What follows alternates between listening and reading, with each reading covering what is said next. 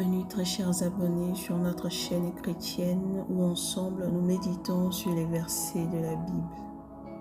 Vous avez un jour entendu cette citation, je la cite, « La vie est un combat.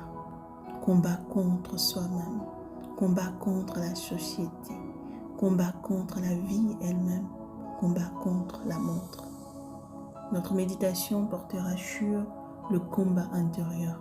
Contre qui te bats-tu?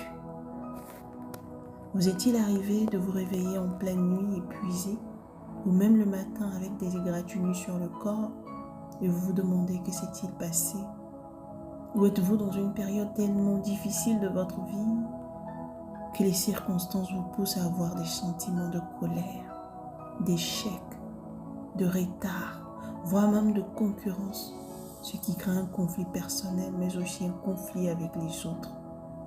Si vous êtes dans cette situation, sachez que bon nombre de personnes livrent chaque jour des batailles au-dedans d'elles et qu'elles sortent victorieuses de ces batailles.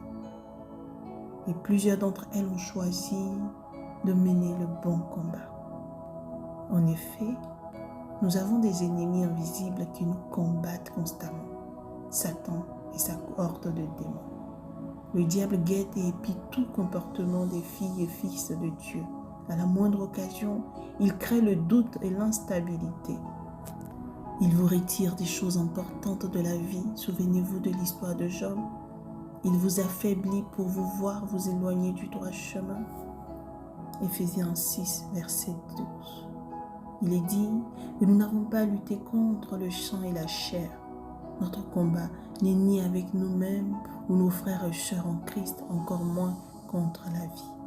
Mais notre combat, c'est contre les dominations, contre les autorités, contre les princes de ce monde de ténèbres, contre les esprits méchants qui revendiquent notre paix en combattant notre foi.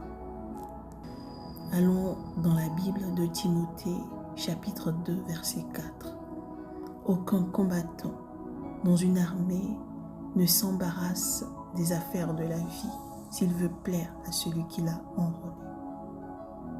Vous savez, dans la prière du Notre Père, il est écrit que la volonté du Seigneur soit faite sur la terre comme au ciel. Aussi, les plans du Père pour ses fils et filles sont des plans de paix pour qu'ils aient un avenir radieux. C'est pourquoi, en notre qualité de fils, nous ne devons pas nous laisser distraire par les affaires de la vie. Notre premier rôle en tant qu'oint est de suivre premièrement les affaires de notre Père pour que lui en retour pourvoie à tous nos besoins comme il a promis.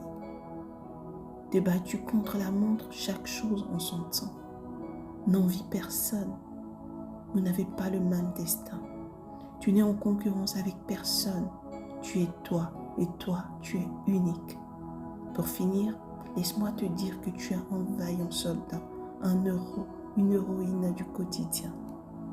Merci de donner l'occasion à des amis, de la famille, des collaborateurs de découvrir les écrits bibliques en prenant part à la distribution de nos vidéos. Demeurez bénis et paix dans la parole.